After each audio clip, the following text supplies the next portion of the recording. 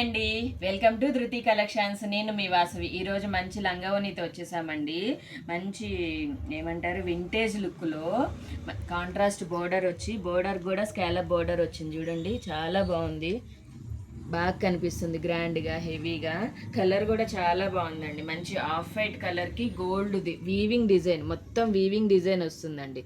లంగా అంతా కూడా విత్ బ్లౌజ్ కూడా వీవింగ్ డిజైన్ వస్తుంది.